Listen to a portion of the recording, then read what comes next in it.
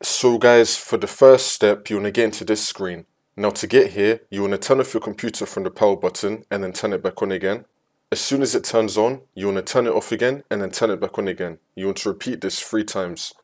So you want to turn off your computer from the power button and then turn it back on again. As soon as it turns on, you want to turn it off again and then turn it back on again. You want to repeat this 3 times, and then on the 4th time, when you turn your computer on again, it will then take you into this screen.